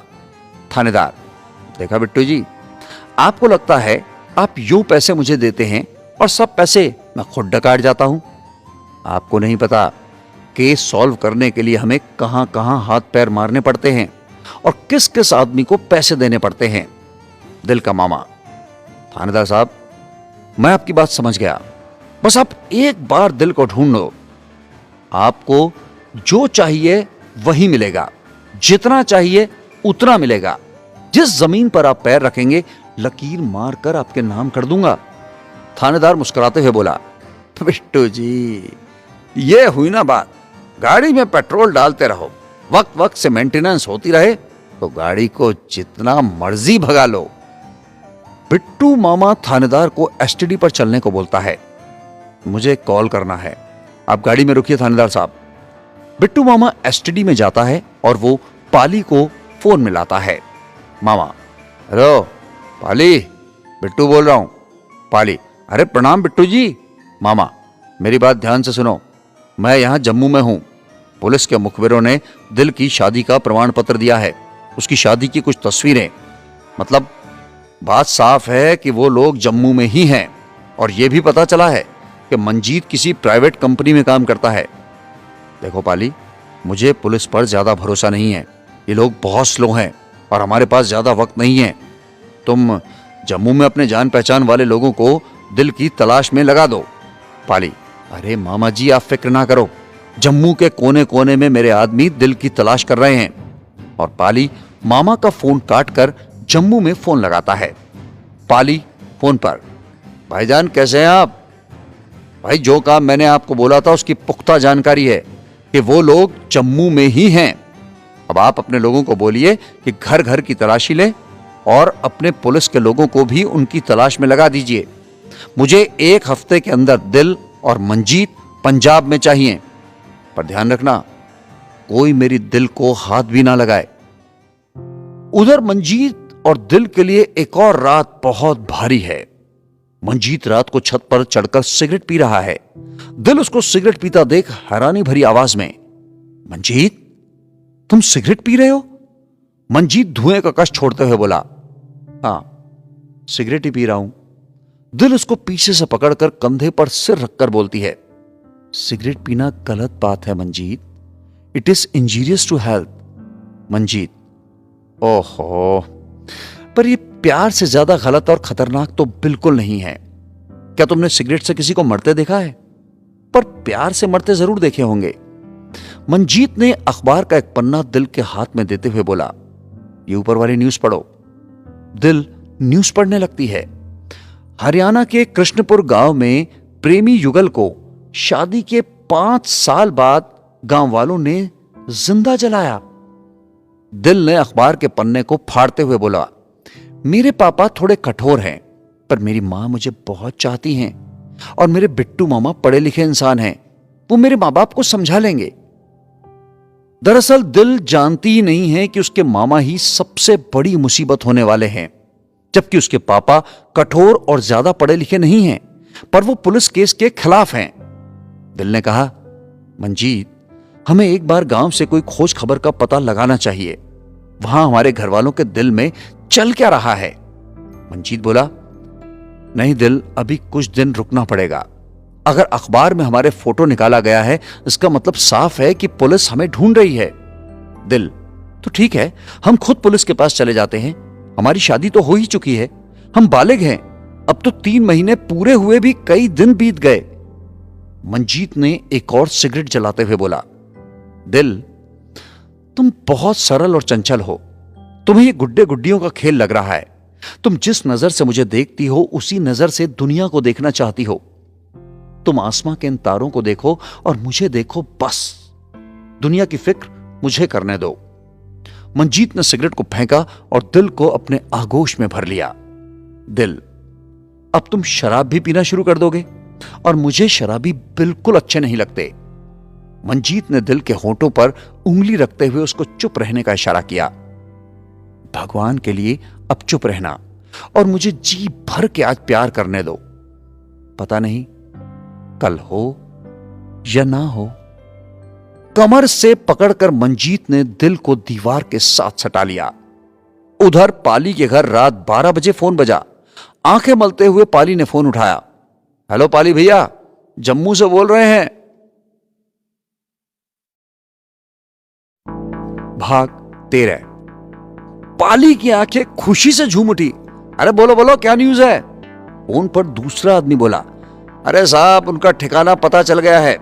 मंजीत प्राइवेट काम करता, रोज सुबह 9 बजे घर से चला जाता है, लेकिन दिन के वक्त वहां रूम से जोर जबरदस्ती करके लड़की को उठाना मुश्किल है। पाली, तुम एक काम करो, अपने आदमियों को बोलो कि थोड़ा दूर रहकर ही नजर रखे। मैं शाम को जम्मू पहुंच जाऊंगा और रात को हम लोग दिल को उठा लेंगे। तुम लोकल पुलिस से सेटिंग रखना और ध्यान रहे पंजाब पुलिस वाले उनको हाथ भी ना लगा सकें। जो हुक्म भाई। और आदमी ने फोन काट दिया। पाली के दिल में तरह तरह की वासना के विचार हिलौरे मारने लगे। उसने तकिए के नीचे से दिल का फोटो निकाला और बार बार उसको चूमने लगा। वासना की गंदी लार उसके मुंह से लटक रही है, जैसे कोई भेड़िया मांस के टुकड़े को देखकर अपने मुंह से पानी टपका रहा हो। अगली सुबह राधापुर गांव में मंजीत की मां बीमार हो गई है। बेहोशी की हालत में बार बार मंजीत को याद कर रही है। मंजीत के पापा उसके सिर पर गीली पट्टियां रख रहे हैं। मंजीत का बड़ा भाई और भाभी, जिनको मंजीत के पापा ने कई साल पहले निजी अनबन की वजह से घर से निकाल दिया था, वो लोग 5 साल बाद घर में प्रवेश कर चुके हैं। मंजीत का भाई, पापा, मुझे लगता है आप लोगों को कुछ वक्त के लिए हमारे पास मोहाली आ जाना चाहिए। आपका दिमाग यहां से तनाव मुक्त हो जाएगा। पापा, अब मैं भी गांव छोड़कर भाग जाऊं? गांव और पंचायत को मौका दे दूं मेरे खिलाफ उंगली उठाने का? अरे जब तक मंजीत पकड़ा नहीं जाता, मारा नहीं जाता, तब तक, मरते दम तक मैं ये गांव छोड़कर नहीं जाने वाला। मंजीत का भाई थोड़ा आवेश में आते हुए, पापा, आपकी यही बात मुझे गलत लगती है। अरे हर चीज को आप अपनी अनख पर ले लेते हो। बेटा है वो आपका। आपको याद है बचपन में साइकिल की चैन में उसकी उंगली फंस गई थी। थोड़ा सा खून देखकर आपने गुस्से में साइकिल तोड़ दिया था। आज उसी मंजीत के मरने की कामना कर रहे हैं आप, जबकि इस मुश्किल हालात में आपको उसके साथ खड़ा होना चाहिए। पापा, 5 साल बाद तुम इस घर में वापस आए हो, मुझे पाठ पढ़ाने? तुम हमारा हालचाल पूछने आए हो या हमारे जख्मों पर नमक डालने आए हो? अपने 4 वर्षीय पोते को उठाकर वो गुरुद्वारे की तरफ निकल लिए। उधर पाली फोन पर दिल के मामा बिट्टू से बात कर रहा है। मामा जी, आप पुलिस वालों से ज्यादा मेलजोल मत रखो और कोई पैसा देने की जरूरत नहीं है। मुझे उनका ठिकाना पता चल चुका है। मैं रात को जम्मू से दिल को ले आऊंगा। बिट्टू मामा, अगर तो यह बात सच है तो तेरे मुंह में गुड़ शक्कर। पुलिस वालों को मैं हैंडल कर लूंगा, तुम आज ही यह काम निपटा दो। कुछ देर बाद थानेदार का फोन बिट्टू मामा को आता है। थानेदार, बिट्टू जी, हमें आज ही जम्मू निकलना है, अभी के अभी। हमें दिल और मंजीत का पूरा सटीक लोकेशन का पता चल चुका है। आप थोड़ा गाड़ियों के खर्चे का इंतजाम कर दीजिए। जम्मू में लोकल पुलिस को भी थोड़ा बहुत खर्चा पानी देना पड़ेगा। बिट्टू मामा, थानेदार साहब, देखिए आज तो मैं बिल्कुल भी फ्री नहीं हूं। मुझे कुछ सरकारी काम से बाहर जाना है। हो सके तो आज का कैंसिल कर दीजिए, कल का प्रोग्राम रखते हैं। और बाकी रही खर्चे की बात, जब दिल मेरे हाथ में सौंप दोगे, खर्चा तभी मिलेगा। थानेदार को बिट्टू की बातों में कुछ बू आ रही है। उसको लग रहा है कि बिट्टू पैसे देने से मना कर रहा है, और इतनी बड़ी खबर के बाद भी उसके मन में कोई जोश नहीं आया। इसका मतलब कुछ गड़बड़ है। थानेदार, बिट्टू जी, ये मौके बार बार हाथ में नहीं आते। जम्मू में कोई उनकी मदद कर रहा है। हो सकता है वो लोग जगह बदल लें या शहर ही बदल लें। बिट्टू मामा, देखो कुछ भी हो, पैसे तो आपको अब नहीं मिलेंगे। दिल को मेरे हवाले कर दो, पैसा ले जाओ। वैसे भी मैं आपको बहुत पैसे दे चुका हूं। थानेदार झुंझलाते हुए स्वर में बोला, बिट्टू जी, आपने पैसे क्यों दिए हैं? आपको भी पता है, आपके कहने पर ही यह केस दर्ज हुआ था। पैसे आपने इसलिए दिए थे क्योंकि दोनों बालिग थे। आपकी भांजी 25 साल की है, जिसको अपने नकली प्रमाण पत्र द्वारा नाबालिग प्रूफ करने की कोशिश कर रहे हैं। वैसे तो यह कोई केस था ही नहीं। बिट्टू मामा थोड़े नरम स्वर में बोले, अरे नाराज मत हो थानेदार साहब, लेकिन मैं आज नहीं आ सकता। आपको जाना है तो जाइए। बिट्टू ने फोन काटकर पाली को फोन लगाया और थानेदार की पूरी बात उसको बताई। थानेदार को बहुत कुछ गड़बड़ लग रहा है और वो अपने कांस्टेबल से बिट्टू के घर की फोन की कॉल डिटेल निकालने को बोलता है। वहीं थानेदार के सामने बैठा मुंशी बोला, अब क्या करें साहब, ये मुर्गा तो अंडा देने के लिए मना कर रहा है। तभी मंजीत का बड़ा भाई थाने पहुंचता है। एक कांस्टेबल आता है, साहब मंजीत का बड़ा भाई आपसे मिलना चाहता है, बाहर खड़ा है। थानेदार ने मुस्कुराते हुए बोला, अरे बाइज्जत उनको अंदर लाओ। देखा मुंशी साहब, नया मुर्गा आया है, पुराने वाले को काट दो। वो हमारे काम का नहीं, उसको तो बाद में बताऊंगा। मंजीत का भाई अंदर आता है। नमस्कार थानेदार साहब, मैं मंजीत का बड़ा भाई हूं। थानेदार, अरे भाई खड़े क्यों हैं? बैठो बैठो बैठो बैठो। कैसे आना हुआ? भाई साहब, मैं मंजीत की एफआईआर की कॉपी लेने आया हूं और आपसे कुछ रिक्वेस्ट भी करनी है। थानेदार, जो हुक्म। हम तो लोगों की सेवा के लिए ही बैठे हैं। और देखो भाई, आपके पापा के साथ कुछ सख्ती हमने बरती थी, हमारी ड्यूटी है, करना पड़ता है भाई। लेकिन साहब, आप बालिग लोगों के खिलाफ एफआईआर दर्ज नहीं कर सकते, फिर कैसे आपने केस दर्ज किया? अरे यही बात आपके पापा ने भी बोली थी, पर लड़की का कोई प्रमाण पत्र पेश नहीं कर पाए। और पते की बात बोलूं, अगर आप किसी को ना बताएं। थानेदार ने तेवर बदलते हुए बोला, ये केस ही झूठा है। दिल के मामा ने जन्म प्रमाण पत्र दाखिल किया है। अरे वो बड़ा आदमी है, ऊपर से आईजी मंत्री का दबाव हम पर डाल दिया था। ओह, वैसे हमें पता है कि प्रमाण पत्र नकली हैं। भाई, फिर आपने उसकी जांच कराए बिना केस दर्ज कर लिया, कैसे? थानेदार, अरे मैंने तो गांव में ही बोल दिया था कि लड़का लड़की बालिग है, केस नहीं हो सकता। पर बिट्टू ने आईजी, एसएसपी और मंत्री का प्रेशर डाल दिया। नहीं तो हमारी क्या मास्टर जी से कोई निजी दुश्मनी थी? अरे हम तो मास्टर जी को रोज दुआ सलाम करने वाले बंदे हैं। भाई, अब सॉल्यूशन क्या है? थानेदार, देखो भाई, बिट्टू ने बहुत पैसा ऊपर वाले साहब लोगों को दे रखा है और लोहे को लोहा काटता है, मतलब पैसे को पैसा। अगर आप थोड़ा पैसा खर्च कर सकते हैं, मैं आपको सॉल्यूशन दे दूंगा। भाई, ठीक है, बताइए। थानेदार मुस्कुराते हुए, 5 लाख तक का खर्चा आएगा। आपके भाई को कोई कोर्ट थाना एक दिन भी अपने पास नहीं रख पाएगा। मैं केस खारिज करवा दूंगा। भाई, पर सर 5 लाख तो बहुत हैं। थानेदार, आपको महीने क्या साल भी लग सकते हैं ये प्रूफ करने में कि दिल बालिग है। जब तक प्रूफ नहीं होगा तब तक जमानत नहीं मिल पाएगी, और अगर सजा हो गई तो कम से कम 7 से 10 साल तक की सजा होगी। किडनैपिंग, रेप केस, बिना सहमति संबंध बनाना, कौन कौन सी धारा में कोर्ट सजा सुनाएगी हमें भी नहीं पता होगा। भाई, मुझे कुछ वक्त दो। अच्छा, वो लोग कहां हैं? अभी तक कुछ पता चला है क्या? थानेदार, अब आपसे क्या छुपाना, 2 दिन पहले ही हमें पता चला है कि वो लोग जम्मू में हैं। पर दिक्कत की बात यह है कि बिट्टू को भी पता चल चुका है कि वो लोग कहां हैं और उसके सिर पर खून सवार है। हमें डर है कि कहीं वो हमसे पहले उनको ढूंढ ना ले। भाई ये सब बातें सुनकर थोड़ा नर्वस हो गया और पॉकेट से कुछ पैसे निकालता है। भाई सर, अभी मेरे पास ये मुश्किल से 50,000 हैं, बाकी मैं आपको थोड़ा थोड़ा करके देता रहूंगा, प्लीज आप उन्हें कुछ भी मत कीजिएगा। थानेदार, अरे हम कौन सा एक साथ मांग रहे हैं, और मंजीत से मेरी कोई निजी दुश्मनी नहीं है। अब आप ये सोचिए कि मंजीत अब पहले से ज्यादा सेफ है।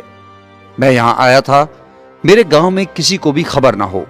हाथ जोड़कर भाई थाने से चला जाता है। मुंशी मुस्कुराते हुए बोला, साहब आप भी कमाल हो, 1 घंटे में पार्टी बदल दी। थानेदार, मुझे एक बात समझ आ गई है, जब तक मंजीत, दिल, पुलिस और घर वालों की गिरफ्त से बाहर है, हमें सोने के अंडे मिलते रहेंगे। तभी एक कांस्टेबल दाखिल होता है। साहब, बिट्टू के फोन की कॉल डिटेल निकाली। वो हमारे इलाके वाले पाली बदमाश को पिछले कई दिनों से फोन कर रहा है। जब पाली की डिटेल निकाली तो पता चला कि पाली जम्मू में एक नामी बदमाश को और वहां की लोकल पुलिस के कुछ लोगों को कई बार कॉल कर चुका है। हमने बिट्टू का पीछा किया तो बिट्टू अभी फिर से पाली के पास गया है और पाली अभी जम्मू निकलने की कोशिश में है। वो लोग दिल और मंजीत को रात में ही उठाने वाले हैं। और सबसे खास बात, बिट्टू मामा ने पाली की शादी दिल से फिक्स कर दी है, इसलिए पाली उसमें खासा इंटरेस्ट ले रहा है। सब बातें सुनकर थानेदार के कान खड़े हो गए। मन ही मन उसने सोचा, हमारी बिल्ली हमारे से ही म्याऊं। बिट्टू मामा, तुम तो बड़े हरामी निकले। तभी मुंशी बोल पड़ा, साहब ये दिल के साथ गलत होगा, हमें क्या मिलेगा दोनों को अलग करके, और ये पाली के तो बिट्टू से भी ज्यादा लिंक हैं। तुम अभी का अभी जम्मू वाली मुखबिर नैना को फोन करो और उसे बोलो कि अभी मंजीत के रूम में जाए और वहां बैठे मनोज को बोले कि अभी के अभी रूम खाली कर दे और मंजीत और दिल को लेकर कुछ दिनों के लिए जम्मू से बाहर चला जाए। पाली को जम्मू पहुंचने में 4-5 घंटे कम से कम लग जाएंगे। उससे पहले मनोज को उसके रूम को खाली करने को बोलो। थानेदार ने मुंशी को हुक्म दिया। मुंशी, ये मनोज कौन है साहब? इस केस में इसका जिक्र पहले कभी नहीं हुआ, और क्या बिट्टू को इसका पता है? थानेदार, ये मनोज खास चीज है, हमें कभी भी दिल और मंजीत का पता करना होगा तो हम इसको पकड़कर पता कर सकते हैं। ये वो तुरूप का पत्ता है जो सिर्फ हमारे पास है। मुंशी ने मुखबिर नैना को फोन लगाया और सारी बात उसको समझा दी। नैना मंजीत के रूम में जाती है। वहां मनोज नैना को देखकर थोड़ा डर जाता है। नैना, देखो मनोज, मेरी बात ध्यान से सुनना। मनोज, तुम्हें मेरा नाम कैसे पता? नैना, अरे उसे छोड़ो ना, मंजीत और दिल को अपने रूम से निकालकर कुछ दिन जम्मू से बाहर निकाल दो। अब भी के अभी इस रूम को खाली करो, दोबारा इस रूम में मत आना। एक पाली नाम का गुंडा जिसके साथ बिट्टू मामा ने दिल की शादी फिक्स कर रखी है, इस रूम में आज रात को आने वाला है दिल को उठाने के लिए। इसलिए इस रूम में रुकना तुम्हारे लिए भी खतरनाक है। और मनोज के पास कोई ऑप्शन नहीं था। मनोज ने ही ये रूम मंजीत को दिलाया था। मनोज जरूरी सामान पैक करता है और एक ऑटो करके अपने रूम को निकल जाता है। मंजीत और दिल एकाएक मनोज को सामान के साथ देखकर हैरान रह जाते हैं। मनोज, सॉरी यार, गड़बड़ हो गई है। पुलिस को हमारे ठिकाने का पता चल चुका है।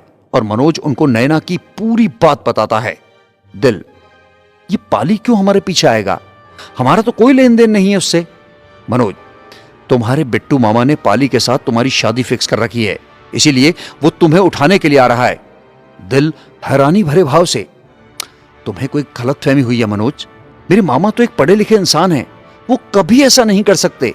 और पाली जैसे इंसान के साथ मेरी शादी फिक्स करना, और वो भी ये बात जानते हुए कि मैं शादी कर चुकी हूं। मंजीत, लेकिन पुलिस ने हमारी मदद क्यों की? मुझे लगता है अब गांव में किसी से बातचीत करनी ही पड़ेगी, तभी सब मसला पता चलेगा। मनोज, लेकिन आज रात जम्मू में रुकना सेफ नहीं है, हमें कहीं और निकलना पड़ेगा। मेरा तो मानना है कि जम्मू अब आपके लिए कतई सेफ नहीं है, और हां, आपको अब किसी बड़ी सिटी में निकल जाना चाहिए। मंजीत, यार मेरे पास इतने पैसे नहीं बचे हैं कि हम किसी बड़े शहर में एक रात में शिफ्ट हो जाएं और बिना काम धंधे के कुछ दिन व्यतीत कर सके। दिल पाली की डरावनी शक्ल को याद कर सहम गई है। उसे अभी भी यकीन नहीं हो रहा कि पढ़े लिखे बिट्टू मामा ऐसा भी कर सकते हैं। मंजीत और दिल एक बार फिर से बेघर हो गए हैं। एक बार फिर से उन्हें भागना पड़ेगा, पर बिना पैसे कहां भागेंगे? कौन उनकी मदद करेगा? भाग 14। कश्मकश में फंसे मंजीत को अब कुछ सूझ नहीं रहा। उसकी हालत समुंदर के तूफान में फंसे बिना पतवार की नाव जैसी हो गई है। कहां जाना है? किसके पास जाना है? मंजीत इसी दुविधा में उलझा हुआ है। तभी मंजीत मनोज को बोला, चलो बस अड्डे पर। मनोज, दोस्त अब तुम्हें कहां जाना है? किससे बात करना है? आज और अभी से तुम मुझे इसके बारे में कुछ नहीं बताओगे। मेरे बारे में सबको खबर हो चुकी है। हो सकता है कुछ लोग मुझसे जोर जबरदस्ती करें। मुझे अगर आपके आगे का प्लान पता ही नहीं होगा तो मैं किसी को बताऊंगा क्या? मंजीत जोर से मनोज को गले लगा लेता है। यार, मैं तुझे कभी नहीं भूलूंगा। मंजीत और दिल अपना बचा कुचा सामान पैक करते हैं और मनोज को अलविदा कर घर से जाने लगते हैं। मनोज दिल के हाथ में 5100 रुपए रखता है। भाभी, ये मेरी तरफ से शगुन समझकर रखना। अभी मेरे पास इतना ही पैसा है। अगले महीने मेरा कोर्स खत्म हो जाएगा। अब आशा करता हूं आपसे पंजाब में जल्द ही सुकून वाली मुलाकात हो। मनोज भी उनसे अलविदा कहता है। मंजीत और दिल फिर से बेघर हो चुके हैं। चिंता की लकीरें मंजीत के माथे पर साफ साफ दिखाई पड़ रही हैं। बस अड्डे के बेंच पर बैठे उसके मन में अंतर्द्वंद चल रहा है। कहां जाएं?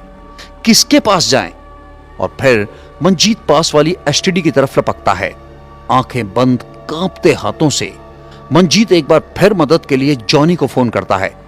फोन बजा, आगे से आवाज आई, हेलो हेलो, कौन बोल रहा है? हेलो हेलो, भाई कौन है? मंजीत के मुंह से आवाज ही नहीं निकल रही। मंजीत हो क्या? एकाएक मंजीत के कान हिल गए। लड़खड़ाती आवाज में बोला, मेरे भाई जॉनी, मैं मंजीत हूं। जॉनी, अरे भाई कैसा है तू? कहां है? मंजीत, मैं अभी जम्मू में हूं। और जॉनी, अभी मुझे जम्मू छोड़कर किसी और शहर में शिफ्ट होना है। पुलिस और घर वालों को हमारा ठिकाना पता लग चुका है। जॉनी, यार तू एक बार मुझे बोलता है कि तू शादी करने वाला है, मैं पंजाब में तुम्हें एक खरोंच भी नहीं आने देता। मैं कितने दिनों से तेरे फोन का इंतजार कर रहा था, कुछ अंदाजा भी है तुझे? फिर मंजीत बिट्टू मामा और पाली की बात जॉनी को बताता है। जॉनी, मुझे तो पहले ही पता था यार, ये बिट्टू कुछ ना कुछ कांड जरूर करेगा। और फिर जॉनी उसको थाने वाली सारी बात बताता है। जिस दिन जॉनी को पुलिस पकड़ कर लेकर गई थी, वहां पर बिट्टू से हुई उसकी बहस भी बताता है। मंजीत, हम लोगों को लगता था बिट्टू मामा एकमात्र समझदार व्यक्ति है, पर दुनिया को देखने का हमारा नजरिया नासमझी भरा था। और मेरे पापा? जॉनी, तुम्हारे पापा को यार पुलिस ने बहुत टॉर्चर किया था, पिटाई भी की थी। मंजीत ये बात सुनकर अपने आंसुओं को रोक नहीं पाया। पास खड़ी दिल सिर्फ उसको देखकर अंदाजा लगा रही है। तुम्हारे पापा अब तुम्हें देखना भी नहीं चाहते। पंचायत ने तुम लोगों को जिंदा जलाने का हुक्म दिया है और तुम लोगों के घर वालों को चेतावनी दी है कि अगर गांव में रहना है तो पंचायत का हुक्म मानना पड़ेगा। दिल की मां भी तुम्हारे पापा की तरह दिल को देखना नहीं चाहती। और दिल के पापा सच में दिल के लिए बहुत फिक्रमंद हैं। वो तो पुलिस केस नहीं करना चाहते थे, पर बिट्टू और पंचायत के आगे उनका जोर नहीं चला। मंजीत के लिए ये सब बातें बिजली के झटके से कम नहीं थी। मंजीत, और कुछ इसके अलावा?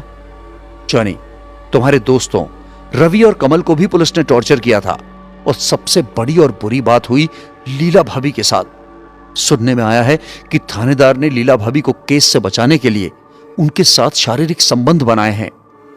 मंजीत ये बात सुनकर अपने चेहरे पर हाथ रख अपने आंसुओं को छुपाने लगता है। दिल वहां खड़ी खड़ी अंदाजा लगा रही है कि कुछ बहुत बुरा हुआ है। जॉनी और बिट्टू मामा ने नकली प्रमाण पत्र देकर तुम्हारे खिलाफ पुलिस में एफआईआर दर्ज करा रखी है और एफआईआर रद्द करवाने के लिए शायद तुम्हें कोर्ट में पेश होना ही पड़ेगा। लेकिन अभी बिट्टू और पाली जैसे गुंडों से बचने के लिए कोर्ट में जाने का सही वक्त नहीं है। तुम्हें अभी कुछ और महीने छुपकर ही गुजारने होंगे। अब तुम ऐसे करो, बस पकड़ो और मुझे जालंधर बस अड्डे एक नंबर काउंटर पर मुझे मिलो, मैं वहीं इंतजार करूंगा। मंजीत को अब पूरी तस्वीर साफ हो चुकी है। कितने रोड़े और कितने पहाड़ जैसी मुश्किलें उसके सामने खड़ी हैं, इसका अनुभव उसे आज हुआ है। दिल, मंजीत, क्या बात हुई ना, मुझे बताओ ना, तुम्हारे चेहरे पर इतनी शिकन क्यों है? और फिर मंजीत एक एक करके सारी बातें दिल को बताता है। मंजीत के पापा के साथ हुई बर्बरता और लीला भाभी के साथ हुई नाइंसाफी के बारे में सुनकर हैरान हो जाता है। अपनी मां और पिता का विपरीत व्यवहार सुनकर वो अपने चेहरे को दुपट्टे से ढककर सुन्न होकर बैठ जाती है। तभी जालंधर वाली बस के कंडक्टर सवारियों को बैठने के लिए आवाज देता है। दोनों बस में बैठ जाते हैं। कुछ ही क्षण में बस शहर पार कर नेशनल हाईवे पर पहुंच जाती है। मंजीत मन ही मन इस शहर को अलविदा कहता है। कुछ घंटों बाद दिल अपनी बेसुध वाली हालत से बाहर आती है और अपने आप को समेटते हुए बोलती है। दिल, मंजीत, मेरी मां सच में ऐसा कर सकती है? जरूर अंबो चाची ने ही उनको भटकाया होगा। और मेरे पापा इतने नरम दिल हो सकते हैं, मुझे कभी खबर क्यों नहीं हुई? और लीला भाभी, सच, वो तो कभी हमें माफ ही नहीं करेगी। और अगर पुलिस ने हमें पकड़ लिया तो वो हमारे साथ क्या करेंगे? मंजीत, और अगर बिट्टू मामा ने या पाली ने पकड़ लिया तो? दिल, पाली की तो मैं गर्दन काट दूंगी। मंजीत, जालंधर आने वाला है, अब जो करेंगे वहीं बैठकर सोचेंगे। कुछ देर में बस अड्डे पर बस रुकती है। जॉनी एक नंबर काउंटर पर उनके इंतजार में खड़ा है। जॉनी मंजीत और दिल का गर्मजोशी से स्वागत करता है। अपनी कार में बिठाकर एक घर ले जाता है। जॉनी, अरे यार, तुम दोनों तो छुपे रुस्तम निकले, कानों कान खबर नहीं होने दिया। अरे तुम्हारा प्यार इतना गहरा है, हमने कभी सोचा भी नहीं था। और दिल भाभी, आपको भी सलाम है। दिल, आप हमारी तारीफ कर रहे हैं या मजाक उड़ा रहे हैं? जॉनी, क्या भाभी, अरे प्रेम करने वाले तो बहुत हैं और मरने वाले भी बहुत, पर जिंदा रहकर जो प्यार को संपूर्ण करते हैं वही तो असली प्रेमी होते हैं। आपने जो किया तारीफ के काबिल ही है। तभी एक नौकरानी चाय लेकर आती है। सब लोग चाय पीने लगते हैं। मंजीत, जॉनी, मुझे आगे का कुछ समझ नहीं आ रहा, कहां जाएं, क्या करें? जॉनी, भाई तू फिक्र क्यों करता है, अब जो करूंगा मैं करूंगा। मैंने तुम्हारे लिए दिल्ली में प्रबंध कर लिया है और मेरा मानना है कि अभी आपको 5-6 महीने कम से कम छुपकर गुजारने ही पड़ेंगे। पुलिस कोर्ट को तो कानूनी तरीके से निपट लेंगे, पर पाली, पंचायत और बिट्टू मामा कानून से परे हैं। ये लोग जो भी करेंगे कानून के दायरे से बाहर रहकर ही करेंगे। पुलिस और कोर्ट में तो जिंदा आदमियों की लड़ाई होती है और ये लोग आपको जिंदा नहीं रहने देंगे। मंजीत, मुझे तेरी जान की फिक्र है मेरे भाई। जॉनी की बात सुन दिल और मंजीत के चेहरे पर डर और निराशा के भाव उत्पन्न हो जाते हैं। मंजीत, दिल्ली में सुरक्षित रहेंगे इसकी क्या गारंटी है यार, वहां तो मुझे जानने वाला भी कोई नहीं है। जॉनी, इसीलिए तो तुम वहां सेफ हो। वैसे भी पुलिस दिल्ली के चक्कर काट चुकी है, अब वो दिल्ली जाने का सोचेंगे नहीं। और ये मोबाइल तुम रखो, मैं तुमसे कांटेक्ट में रहूंगा। मेरे वहां के दोस्त तुम्हारा ख्याल रखेंगे। और हां, एक कोचिंग सेंटर में तुम्हारी जॉब लगा दी है, रहने के लिए घर है, तुम्हें उसका किराया देने की कोई जरूरत नहीं है। बस इतना याद रखना कि अगले कुछ महीने तुम्हारे लिए बहुत रिस्क भरे हैं। और एक सलाह तुम्हें देता हूं, अगर मानो तो। मंजीत, बोलो ना भाई, क्या करना है? जॉनी, जल्द से जल्द एक बच्चा पैदा करो, कोर्ट में भी हेल्प मिलेगी और पाली जैसे बदमाश से छुटकारा भी मिलेगा। और एक टैक्सी वाला आता है। सर, दिल्ली के लिए टैक्सी बुलाया था आपने? जॉनी, हां। जॉनी दिल और मंजीत सामान टैक्सी में रखवाता है और एक नोट की गड्डी उसके हाथ पर रखता है। मंजीत, यार ये तो बहुत ज्यादा है।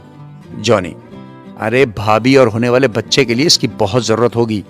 मंजीत, जॉनी, मैं तुम्हारा एहसान कभी नहीं भूल पाऊंगा यार। दोनों गले मिलते हैं।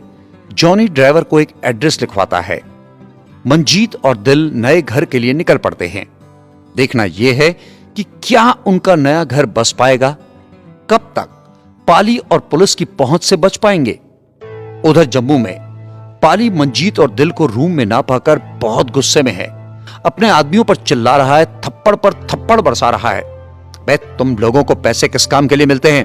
और भाईजान के होते हुए वो लोग रूम खाली कैसे कर गए? भाईजान, इतना जल्दी कोई नहीं जा सकता। वो लोग कहीं आसपास ही शिफ्ट हुए होंगे। हम जल्द ही उनको ढूंढ लेंगे। पाली, ढूंढ लेंगे। वो मंजीत एक और रात मेरी दिल के साथ मजे उड़ा रहा होगा और मुझे एक और रात उसके बिना गुजारनी पड़ेगी। तभी एक आदमी बोलता है, पाली भाई, कोई मनोज नाम का बंदा एक रात पहले ही दिल और मंजीत को रूम से लेकर गया था। पक्की खबर है। अगले दिन पुलिस के मुखबिर को भी उस रूम में देखा गया है। उसके बाद मनोज ने रूम खाली किया है। पाली, ये मनोज किस खेत की मूली है? कौन है ये? पाली भाई किसी कॉलेज में बीएड कर रहा है और हम जल्दी इसका पता कर लेंगे, आदमी ने जवाब दिया। पाली, जल्द ही नहीं, मुझे आज रात को ही इसका पता चाहिए। इसको पैक करके अपने साथ ले जाऊंगा। भाईजान, पर भाई अभी इतनी रात को कहां से पता करेंगे? पाली पिस्तौल निकालकर, वो मुखबिर किस थाने की है?